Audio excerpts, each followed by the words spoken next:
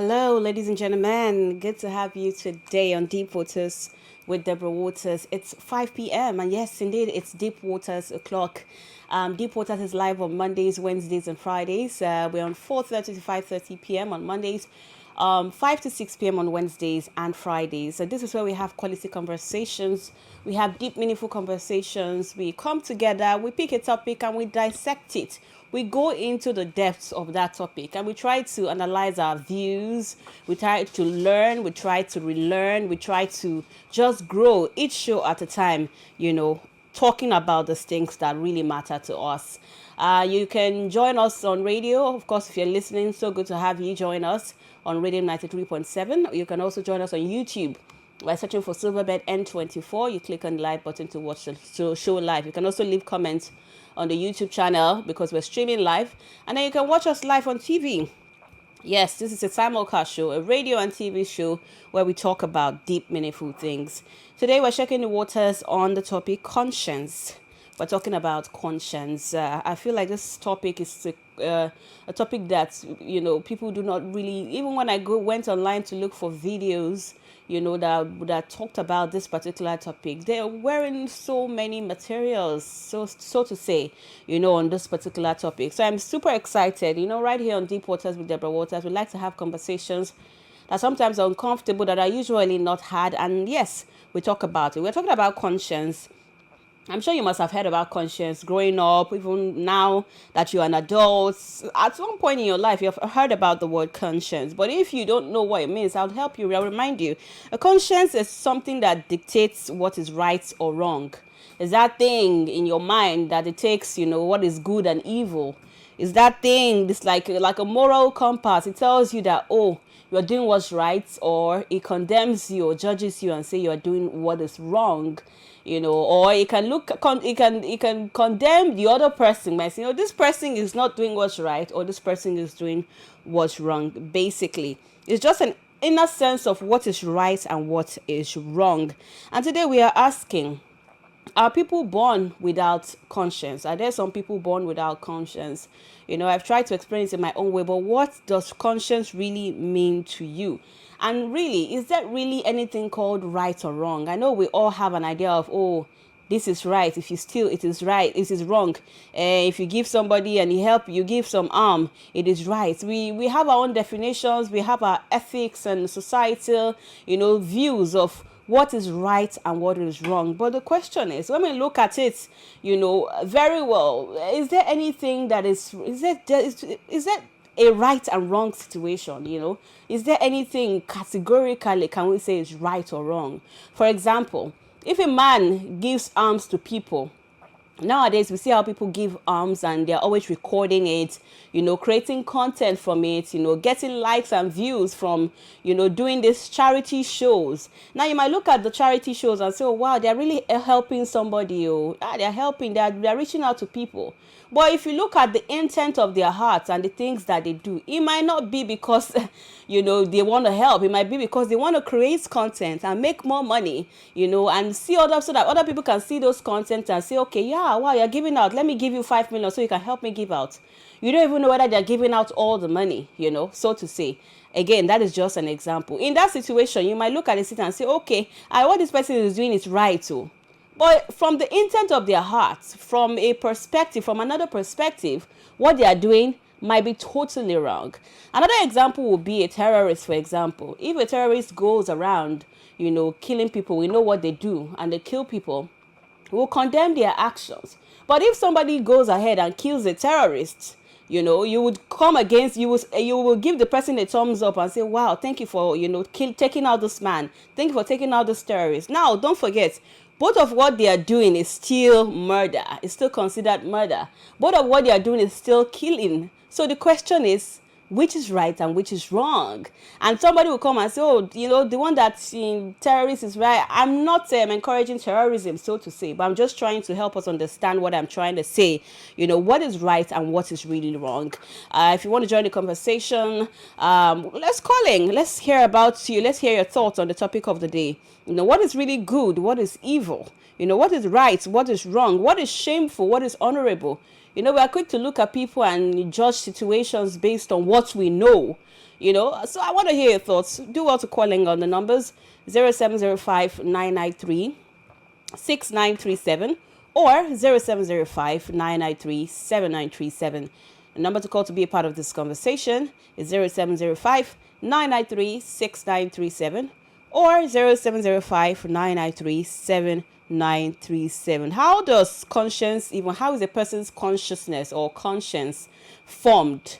If we think about it, we'll say, okay, my conscience is formed based on, the things I know, maybe my background, what my families consider right and wrong, what my family or my friends consider good or evil. Somehow these things influence me. So if in that situation, all these things, our conscience already has some bias, so to say, some little bias there, because again, they are not purely ours. They're just deposits of different experiences, deposits of what the society believes in, deposits of our religion, deposits of our spirituality, deposits of different things.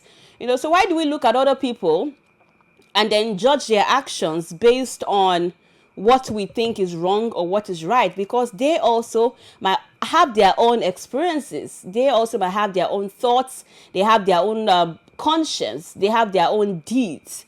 Again, I hope somebody is understanding me here on Deep Waters with Deborah Waters. So yeah, I want to hear your thoughts. I want to hear your stories. I want to hear your conscience stories. We hear things like, is your conscience clear? When you're talking to somebody and then they're probably telling you they're confused. I don't know whether to do this or to do that. You'll be asking them, oh, is your conscience clear? Sometimes our conscience even comes against or stands against, our legal beliefs, stands against the law. What happens when what you believe to be right or wrong does not, the law does not consider it right or wrong? Let's have this conversation today. Call in today on 0705 993 6937 or 0705 993 7937. The numbers to call to be a part of this conversation is 0705 993 6937.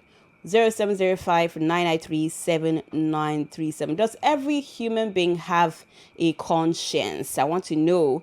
Do you have some people around there just like, does this person have conscience? Does this person have conscience? You're asking the person, you're even thinking out loud, do they really have conscience? I want to hear your thoughts.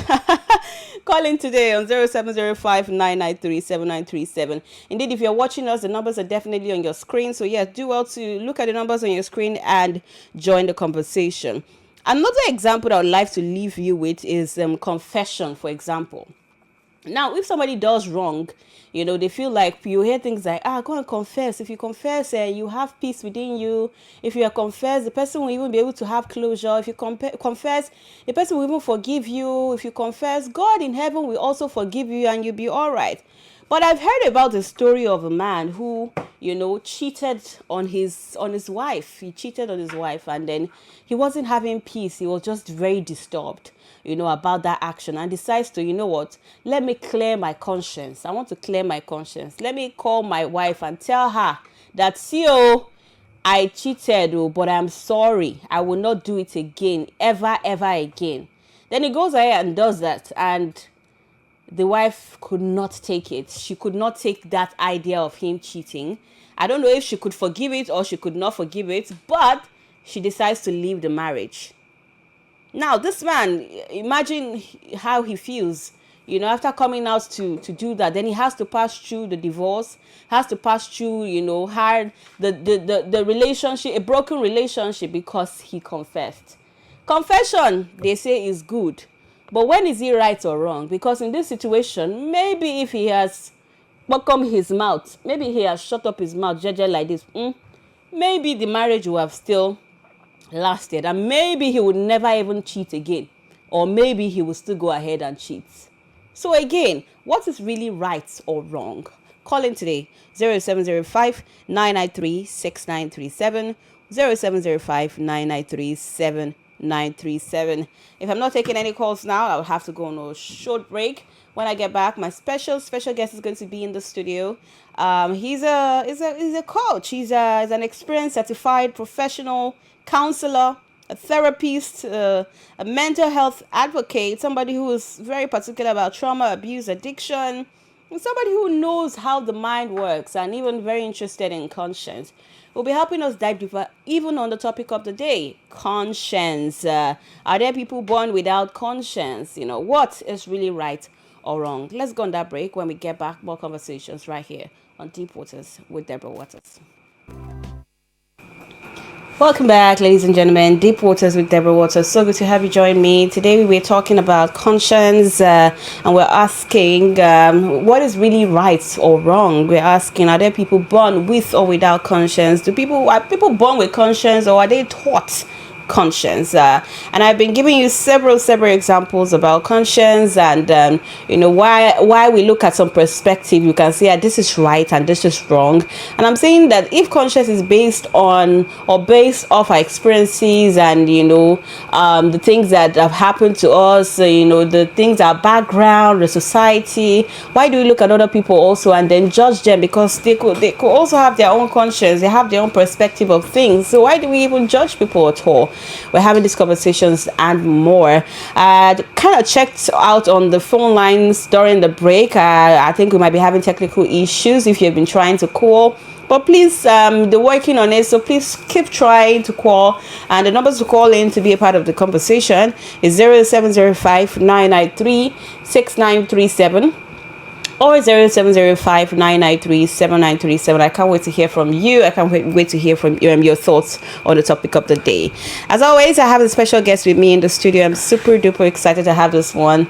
But I wanted, me, I don't like to, on the show, I don't like taking a stance on a particular thing. But this particular show, I would say, the devil tried. The devil tried and failed on this particular show. But I'm super excited that we're having this show this evening because it's pregnant with deep things, and we're going to be unraveling a lot on the show. My guest for today is an experienced, certified professional counselor, a recovery therapist, and somebody with special interest in mental health, trauma, abuse, and addiction recovery, and with over 11 years of work in this bag of experience. He's a lead counselor at Excel Space Therapy and the lead therapist of the Papi Sam support groups, a member of counseling team of the Attitude Development Center in Lagos. He definitely has professional certifications in mental health counseling and psychotherapy from the ADI School of Counseling and Psychotherapy in affiliation with the Trion. I don't know if I'm getting this pronunciation right, though. Trion Biblical University, Texas, the USA. He has had privileges and also still have a privilege to speak on several platforms and live recorded on television shows, radio shows, social platforms. In fact, I found this man online doing the things that he knows how to do best, and I'm like, wow, this man pregnant with so much, he has to come and release some babies right here on Deep Waters with Deborah Waters, which is what we are all about. Ladies and gentlemen, I have with me in the studio Samuel Olufemi Adebowale. Thank you for having me. Good to have you on the show. Thank you for having me. I'm so happy to be here with you, and I can't wait for us to dive even deeper into the topic of the day, conscience. Yes. So I've tried in my own little way to break it down to my audience, what conscience is, as I said, it's something that dictates what's right or wrong. But from a professional perspective, I'd love for you to break it down for, to the layman, completely. What is conscience, and, what are the factors that influence one's conscience? So conscience talks about the level of empathy, good feelings that you have. So when you heard the phrase that don't you have conscience, don't you feel bad about this? What happened to the natural human nature of having feelings, being emotionally available for things or for people, and over time we have realized that conscience can be unstable. So what I mean is, depending on the environment where you were raised, depending on who you are, your family, your background, that talks a lot about how much of conscience, quote and unquote, how much of emotional flows, how much of being of showing empathy that you can get to do. So ultimately, the background, the basis of this has really a lot to do with your environment and your upbringing. I'll say it that way. Okay, interesting. Backstage, you were telling me that I don't know what I asked, but you're saying, oh, people are born with conscience. And I was really curious about that statement, because now you're saying that, it has a lot to do with, our experiences, our background, and all. So, and now you're saying people are born with conscience, or you said. So please clarify. So I'll clarify. So the average human is born with a good mind, a good conscience, a pure baby, a pure child that hasn't known what right or left is. Naturally, if you find a child between the age 0 and 2 years old, they roll with everybody, they play, they just move around in the world. But as they grow older, their parent would say to teach them things, tell them things to do, things not to do. And like the saying goes, no child is born with hatred, but then they were taught how to hate. They were taught how to behave. They were taught who to like and not to like. So that's why when you see an average white baby and a black baby, they play together, they roll together. But over time, the white child might be taught something else, the black child might be taught something else, and then there'll be differences. But then over time, like I said, everybody's born pure, clean, but what life teaches you, who raises you, who impacts on you between age 0 and age 6 determines how far you go. That's why in those movies where they abduct children to train them into assassins, they abduct children between age 0 and 6, because those are the formative age where you can make or mar anybody, where you can make anybody into whatever you want them to be. So they abduct those children, they take them far away, and before you know, years later, they become assassins with seared conscience. They can kill, they can be very brutal.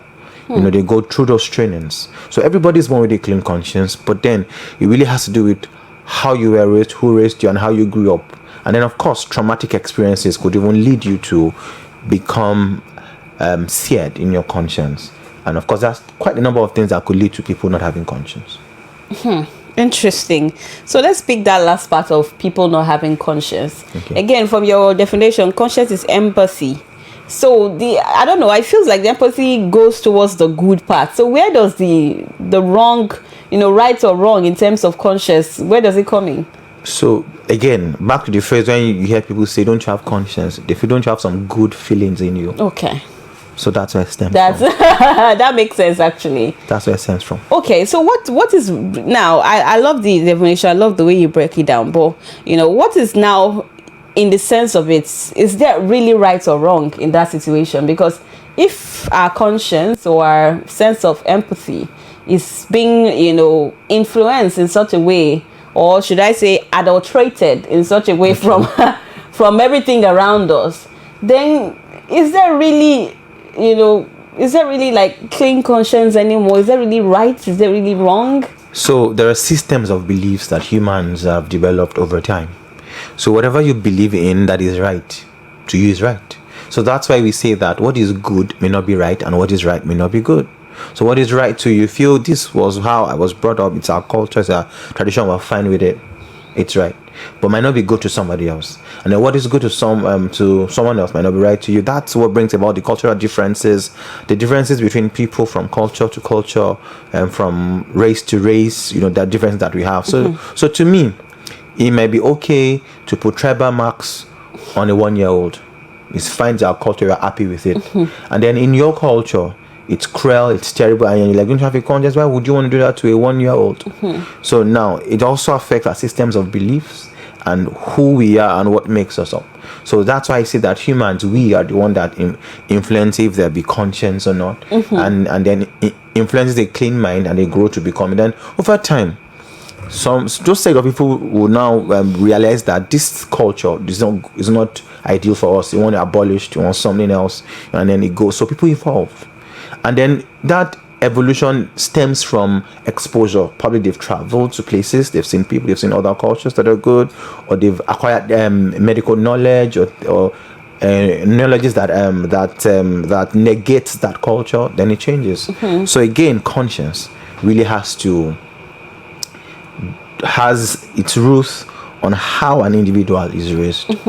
But I feel like this is not news, like what we're talking about, conscience and the disparities in culture and all that. Absolutely. Like, yes, it's not new. So what is the problem then? Why are we so quick to also to judge other people, knowing that there is conscience, knowing that we are different, knowing that we were raised differently, especially on social media. You even see how people judge one another. I myself am unstable, so I can look at some things and judge, based off what I know. Apparently. What is apparently? Do I look like it's a natural thing to everyone. You judge things based on what you know, and then when you know better, then let me say you unjudge it.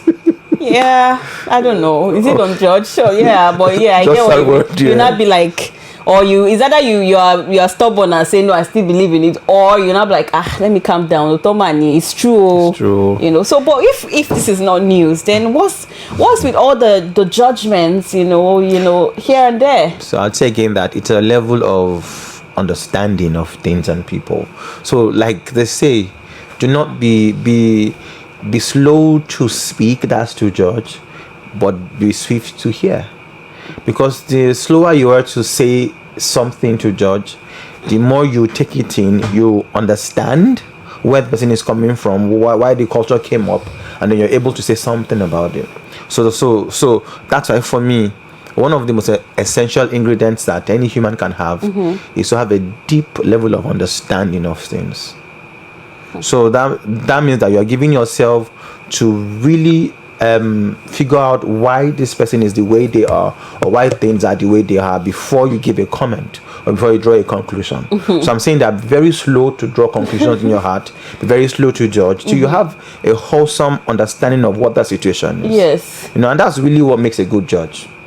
Yeah, I mean, that makes sense. Definitely that makes sense. But I wish it was very practicable, because some things you just look at it from the outside and instantly it says something to you. For example, somebody dressed as a thief who is dressed as a soldier, you probably call him a soldier without even digging deep or knowing why. So that's why I said earlier that it is very safe for you to be slow in judging people and trying to figure out things out, understand them. And this can happen in practice. The more you practice it, the more you become it. So seeing a lady not properly dressed won't say to me as a person that she's in some sort of profession or doing wrong things. I would really want to naturally understand why she is who she is, or why she's dressed that way, until I get a view to it. Yeah, are you sure? And now this stems from my profession, and the thing is, one thing about what I do is it changes your person over time. I remember the very first day in class, that was the first thing that we were told, that you're about to embark on a journey that will change you first before you can help other people. And it changes the way you see things, the way you draw conclusions. Yes. And it makes you ask more questions. Why is this person like this? What's going on?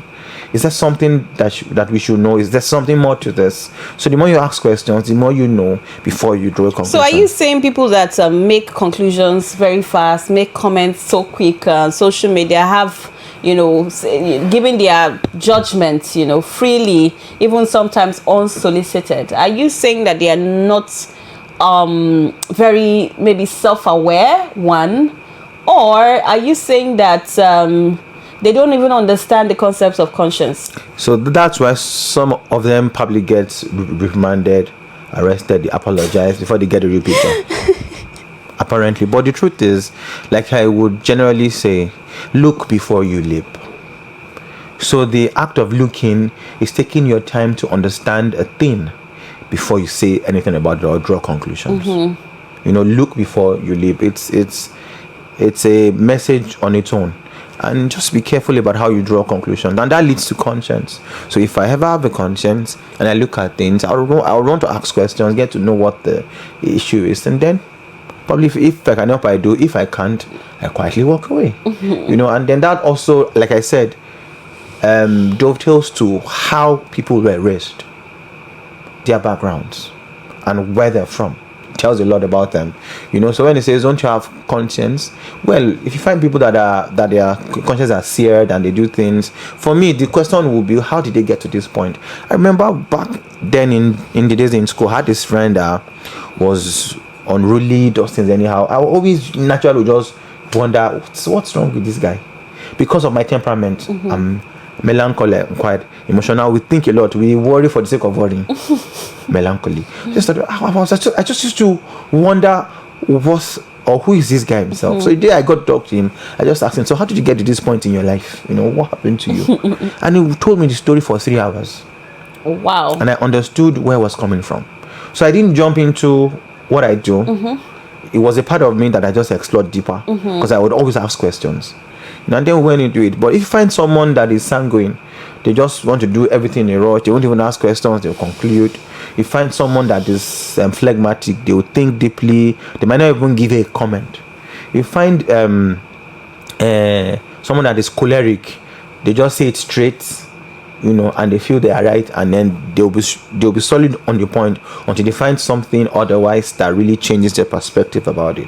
So it really depends on who you are. So like you said earlier, there's a place of self-awareness, knowing who you are, and then understanding the decisions of life. But then I'll just say that everybody has a conscience. At the end of the day, it might take a long time to get into somebody that the conscience has been seared. But somehow, down below, they still have feelings. But it's just that they can't connect with it anymore. But the people like that going through therapy, it takes a long time, but they still connect with who they are. And these are things that are reflective of the movies we see. Some people that we even meet, and we'll be shocked that, so this guy can be like this, because we've known the guy to be a tough person over time. But something has pushed them to that point. And the truth is, if people like that go into therapy to get help, they'll find help. It might just really take time. That really makes sense. This is Deep Waters with Deborah Waters. I'm still in the studio with Samuel Olufemi Adebowale, experienced certified professional faith-based counselor, recovery therapist, and someone with special interest in mental health. And today we're talking about conscience.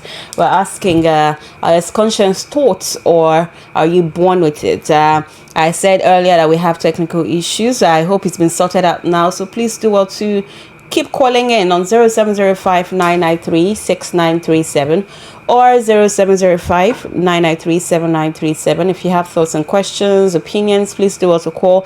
And if you feel like we're unreachable, I think one thing we can do is to search for Silverbed N24 on YouTube.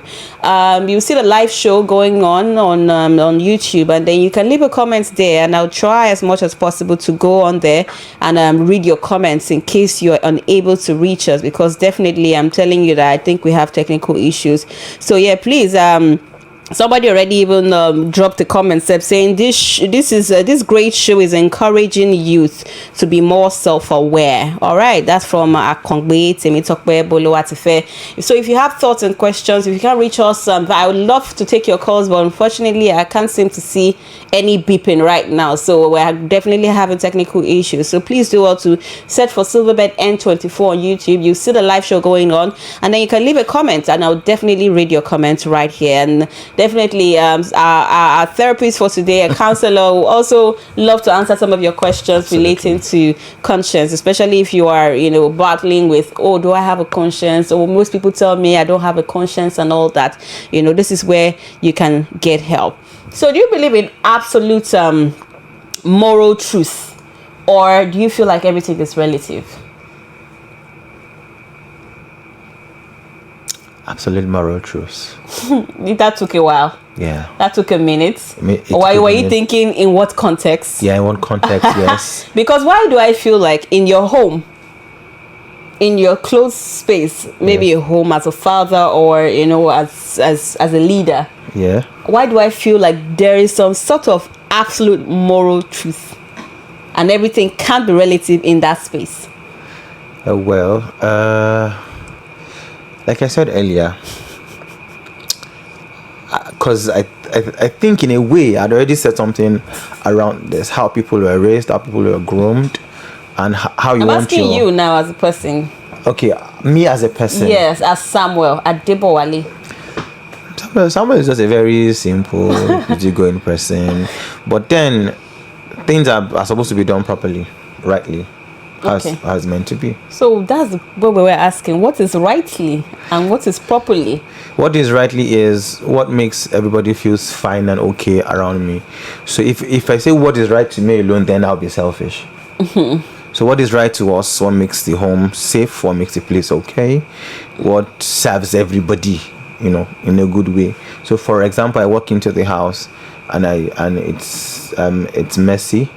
The idea is put things where they're supposed to be. Everywhere will be neat, everybody will be fine.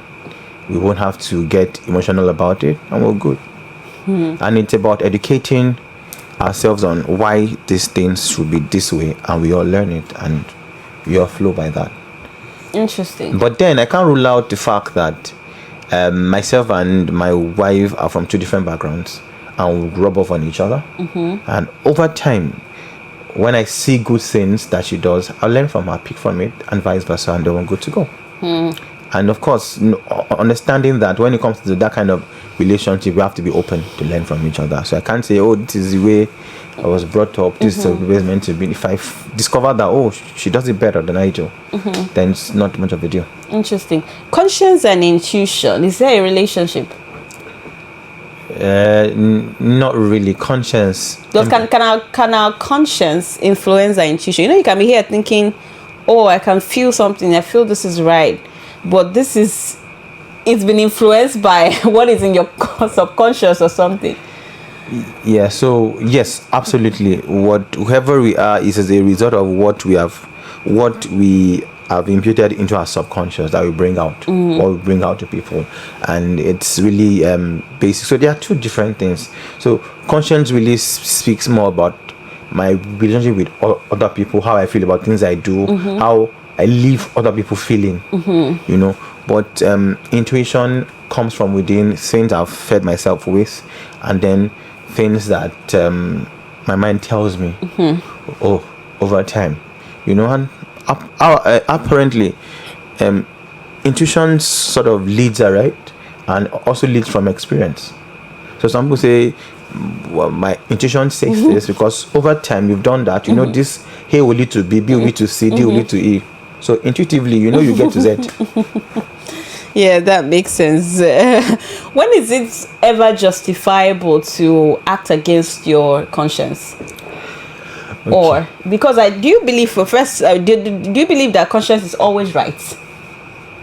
Like we established at the beginning, when you say conscience, it stems from the good part of your heart, the way we use it here. Why don't you have conscience? Why don't you have the good human feelings? Of course. Yes. So it has to be that way. But then when people do not have that good human feelings, whatever they do, that is, any way they do it is fine with them.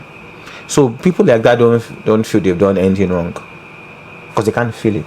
So it's more about how you feel on the inside about what you have done. Okay, but when you feel something, can you also tamper with your conscience such that you used to feel something, but for some reason that feeling that you have towards that thing has somehow died because of one thing or another? Yeah, it's possible. So that's when I talked about having traumatic experiences that may alter the way you feel, and then you don't feel those ways anymore. And at that point, speak up, get help.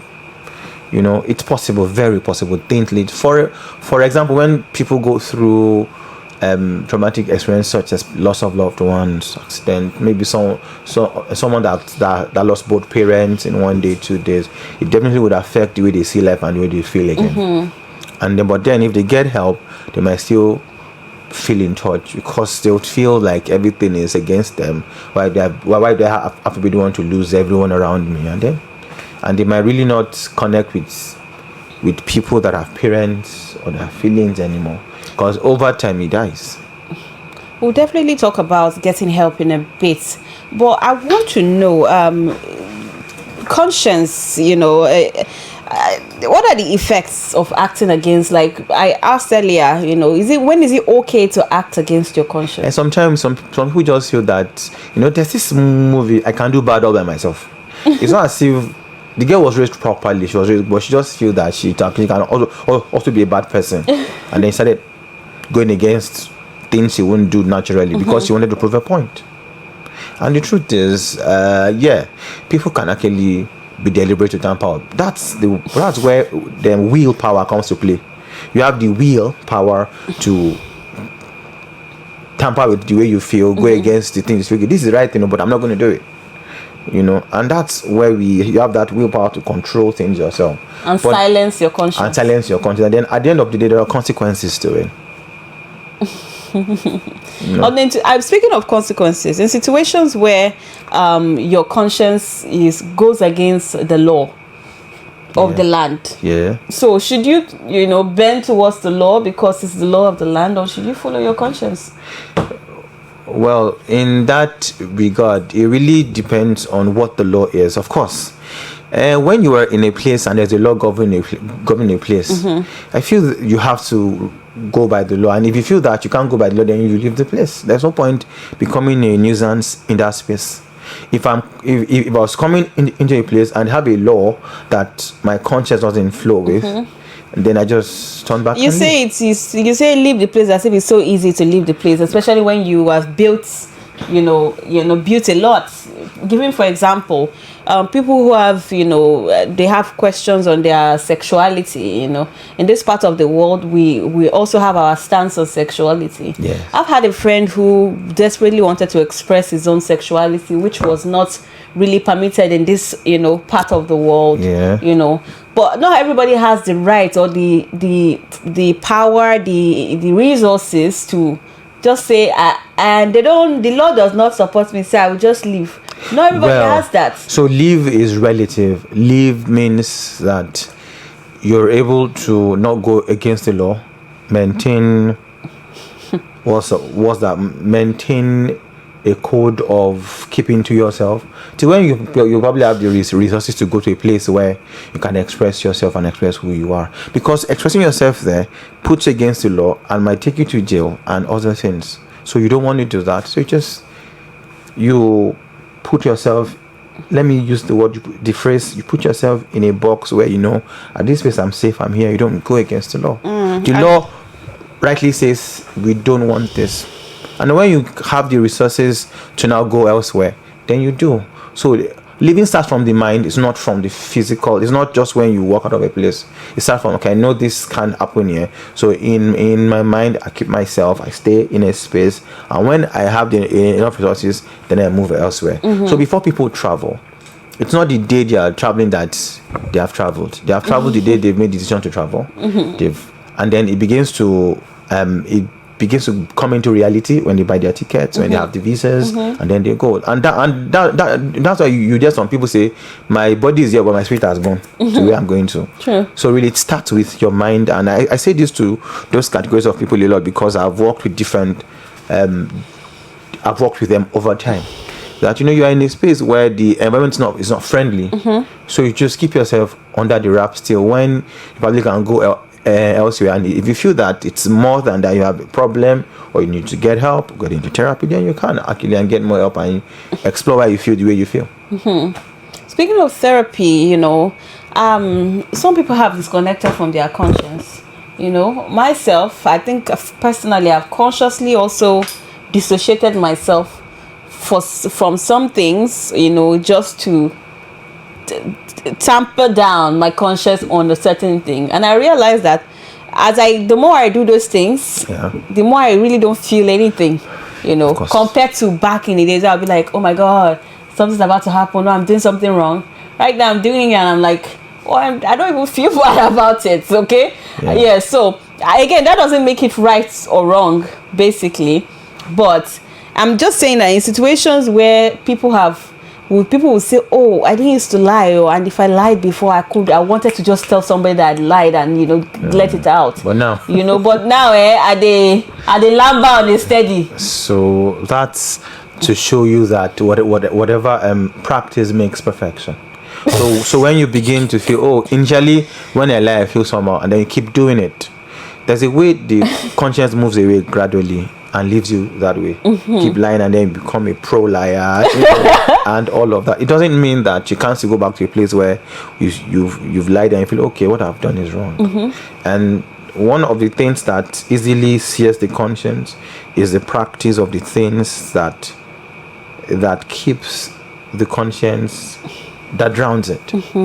So it's the conscience is such a gentle conscience.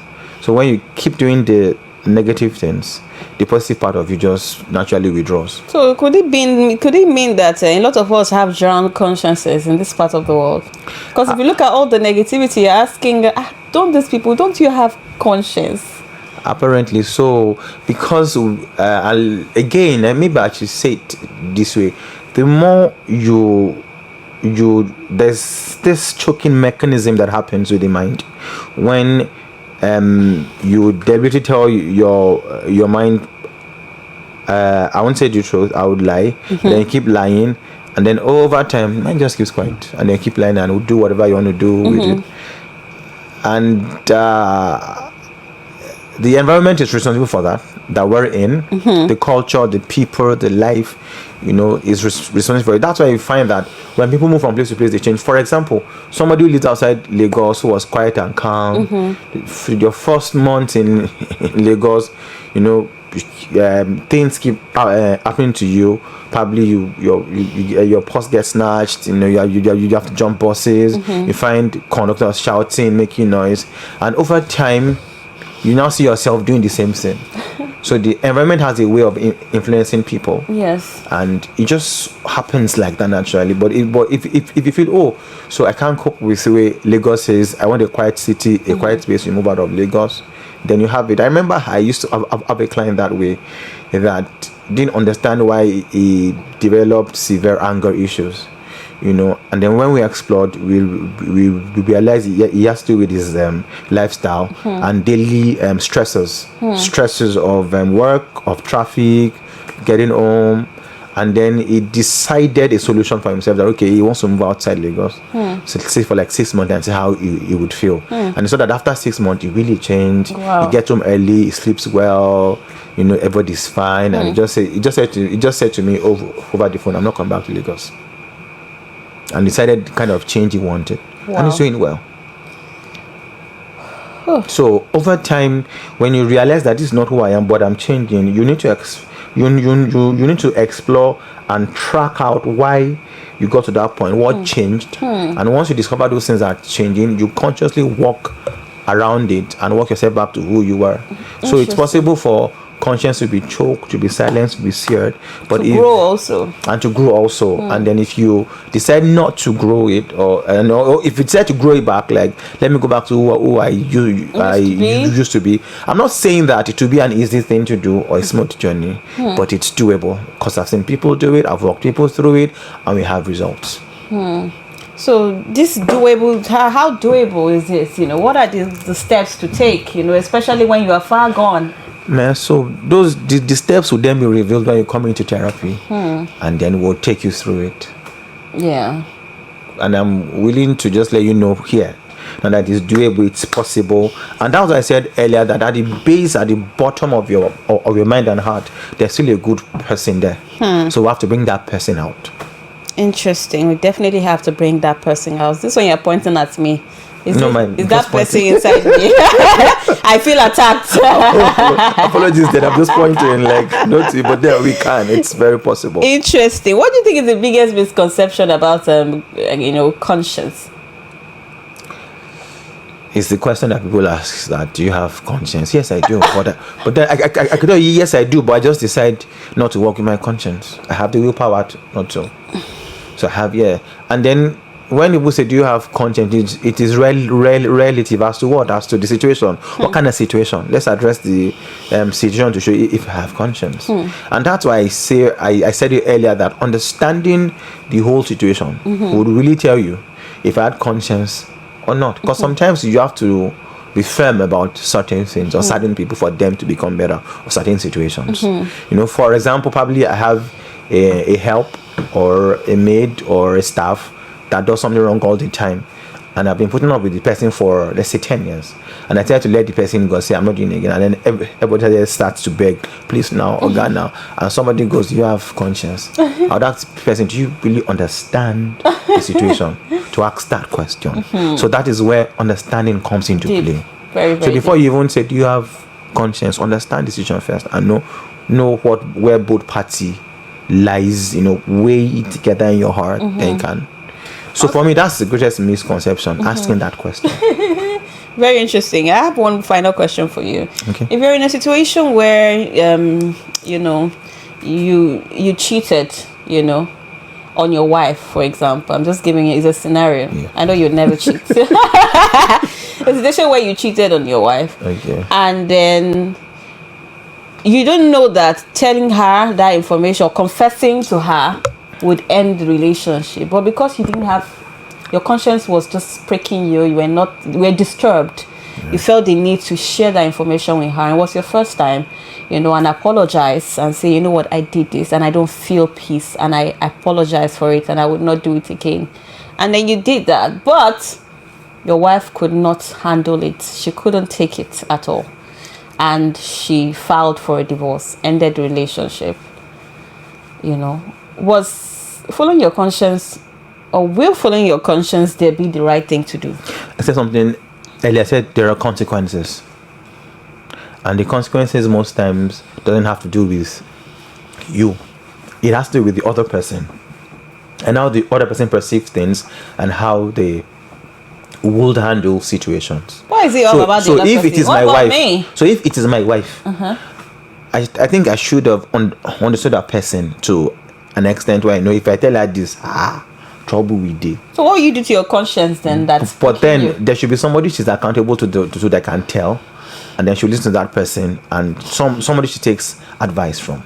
And that's why I say to couples that have someone you're accountable to, and your partner too.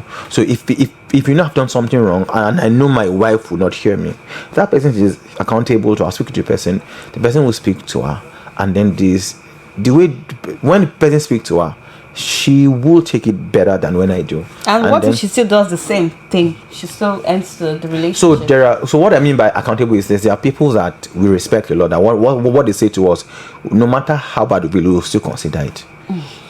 And then what if she still ends the relationship? And then I face the consequence, like I said earlier. So the conscience part that pricked me to go and talk now has no consequence. It's me that will chop the consequence. Now the idea for following is my conscience. Now, in that regard, you've done the good thing. You've told her what you've done wrong. In that situation, it's not really good, because And she now I can't lost hold what's it. dead to me. Now she can't hold it against you again. Your mind is clear that you've told her. So whatever happens, you should face it. That's really, really And then deep. now this thing has a lot to do with me having my peace of mind. Like I say to people, if there's anything you should hold on to with your hand and your legs all the time, is your peace of mind. Interesting. Peace of mind, very important. Very important. So once you've done that and your wife feels that's the end of the marriage, that's okay. You're at peace. But it's fine. You can move on. You can then still move on and live a good life. You've heard from Samuel Adebowale, experienced certified professional counselor and recovery therapist. Thank you so much for sharing your wealth of knowledge and experience with us. You're welcome. Right here on Deep Waters with Deborah Waters. How can people find you on social media in case they need a therapist, they want to connect with their consciences and more? I'm Samuel Adebowale on Instagram. Okay. Just Samuel Adebowale. The two words together. Samuel Adebowale on Instagram. Perfect. Thank you so much for sharing. I appreciate it. And to you, I would have said to you, my callers and listeners, but so sorry, our tech issues today. I really would love to hear. I know my audience will always have interesting things to say, but I'm so sorry that you're not able to reach out to me today. But of course, I'll be back again on Friday at 5 to 6 p.m. for another amazing show for you. So please do also follow at Deep Waters _ podcast. Like I said, you can leave a comment. We're going to have this video posted tomorrow later, so that you can leave a comment. You can actually, say your mind, below the video, and tell us what you think about it. Thank you so much for being a part of the show. For myself and Samuel, I'll say bye-bye.